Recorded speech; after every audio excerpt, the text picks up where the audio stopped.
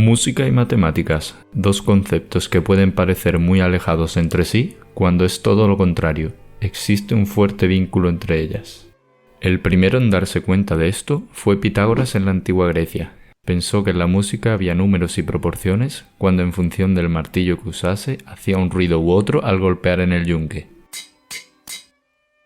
Pero hoy no voy a hablar de la relación puramente dicha entre ellas, sino del uso que le podemos dar a las matemáticas en la música, concretamente para la composición. Hoy vengo a hablaros del juego de los dados de Mozart, con el cual podréis hacer un vals sin tener ni idea de música. Solo tirando los dados tendremos un estreno mundial prácticamente asegurado. Quedaros hasta el final del vídeo, que haremos uno. Mozart es uno de los nombres más famosos de la música clásica, con grandes piezas que probablemente hayamos escuchado alguna vez en la vida, como el Requiem, el Rondo a la Turca o la pequeña Serenata Nocturna. No hay dudas de que fue un genio musical. No obstante, poca gente sabe que también tenía conocimientos sobre matemáticas y que los utilizó de forma sabia a lo largo de su vida. En su obra Musikalisches Würfelspiel, o como se pronuncie, que en alemán significa juego de dados musical, lo demostraría. A simple vista es una pieza que dura 176 compases sin ningún misterio. Pero, ¿entonces por qué incluiría estas dos tablas junto a la partitura en su publicación? La respuesta es que no se trata solo de una composición de piano, sino de un generador de pequeños valses de 16 compases. El austriaco ideó un sistema basado en el azar, que consiste en lanzar dos dados de 6 caras y apuntar la suma del resultado. Siguiendo este razonamiento, si obtenemos 5 y 4, apuntaríamos a 9. El número más pequeño que podemos obtener será el 2, al sacar un 1 y un 1, y el mayor 12, sacando un 6 y otro 6. De esta forma, existen 11 resultados posibles, del 2 al 12. Esto explica el por qué las tablas tienen 11 filas. Por otro lado, las columnas representan las tiradas.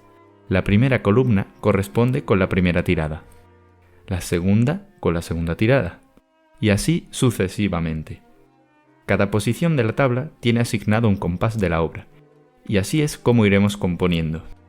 8 columnas tiene la primera tabla, y 8 columnas la segunda. Estos dos suman 16, justo el número de compases que dije anteriormente que tendrían estos pequeños valses.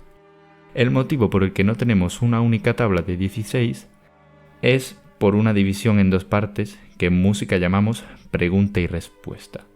Los primeros 8 compases corresponden a la pregunta y no termina, por así decirlo, creando suspense, mientras los otros 8 son de la respuesta. Y estos sí suenan conclusivos, para que termine nuestra obra. 16 columnas por 11 filas es 176, el número total de celdas de la tabla juntando las dos, y también el número de compases totales que tiene la obra. Volviendo al ejemplo anterior, en el que habíamos obtenido 9, si suponemos que es la primera tirada, marcaríamos la casilla de la fila 9, columna 1. Teniendo así el primer compás de nuestra pieza, el número 19. Para que lo entendáis mejor, os voy a poner un ejemplo con el maravilloso generador de frases modernas para reggaetón, que funciona exactamente igual que las tablas de Mozart, pero con un dado de 4 caras en lugar de 6, donde los resultados posibles son 1, 2, 3 y 4.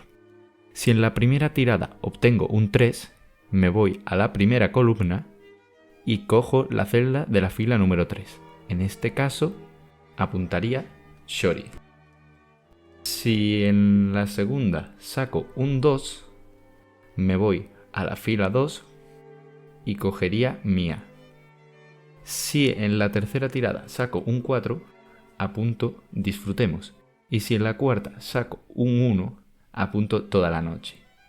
La frase que nos ha dado el maravilloso generador es Shori mia, disfrutemos toda la noche. Pues con las tablas de Mozart el funcionamiento es idéntico, salvo que apuntamos el compás que toque de la tabla. Veamos ahora las matemáticas que hay detrás de todo esto. Para ello vamos a tener que hacer uso de la estadística y primero vamos a introducir alguna terminología. Un experimento aleatorio es aquel que si se realiza bajo las mismas condiciones, el resultado puede variar. Un suceso elemental es cada uno de los resultados de un experimento aleatorio. Y el espacio muestral es el conjunto de todos los sucesos elementales, es decir, el conjunto de todos los resultados de un experimento aleatorio. En esta tabla podemos ver el espacio muestral de nuestro experimento aleatorio tirar 2 dados. En total hay 36 resultados posibles. Antes de empezar a calcular probabilidades, quiero hablaros de la regla de Laplace, que nos dice que la probabilidad de un suceso A se calcula como el número de casos favorables entre el número de casos posibles. En nuestro caso, los casos posibles son 36. Usando la regla de Laplace, podemos calcular la probabilidad de obtener cada uno de los números del 2 al 12. Como se puede observar, no todos los números tienen la misma probabilidad de salir. Mozart era consciente de ello, y por eso puso los compases que más le gustaban y que mejor sonaban en los números con mayor probabilidad.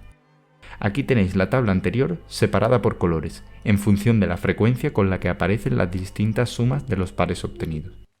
Podéis pausar el vídeo y comprobarlo por vuestra cuenta.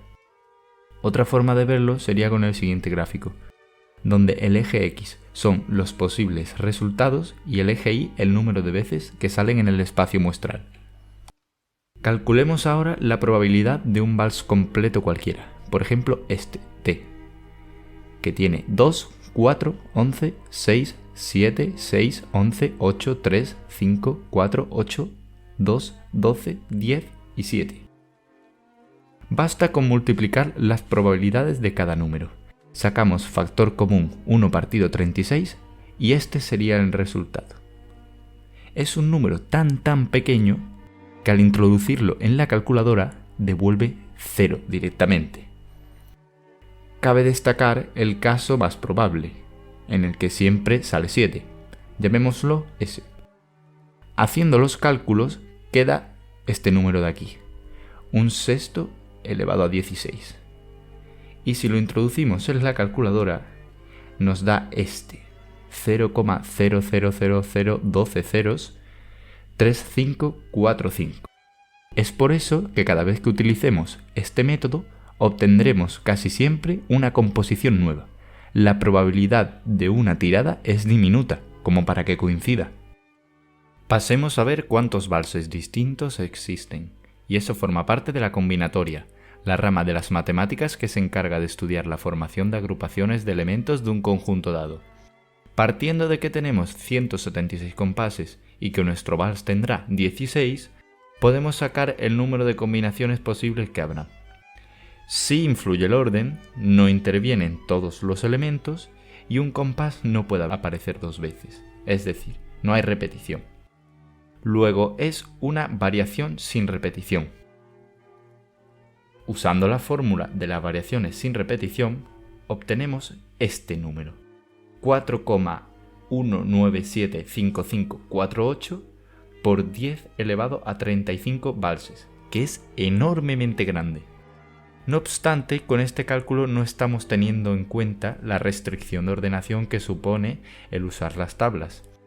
Si lo tenemos en cuenta, tenemos 16 compases y cada uno podemos elegir entre 11, pudiendo repetir el número. Luego es una variación con repetición. Usando la fórmula, el verdadero número de valses que existen sería 4,5949 por 10 elevado a 16 valses, es decir, 45.549 billones. Si cada uno durase 30 segundos, multiplicamos por 30 este número de valses y hacemos la conversión a años, serían 43.711 millones de años.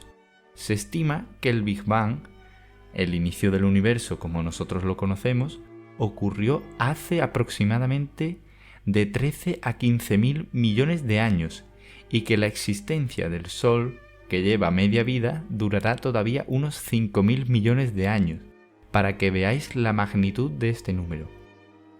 Esto es sin duda una información para reflexionar. El juego de dados interpretados siguiendo la selección aleatoria descrita necesitaría de la colonización de otros sistemas solares y galaxias para poder tocarse por completo. Y ahora, pongamos en práctica el método y hagamos nuestro próximo estreno mundial. Para ello voy a tirar los dados 16 veces con un simulador. Voy a poner esta parte a cámara rápida.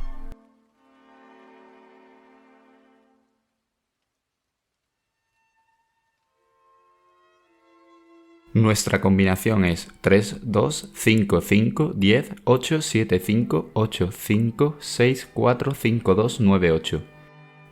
Vamos a apuntar los compases que corresponden según la tabla y esta sería nuestra partitura. Procedamos a escucharla.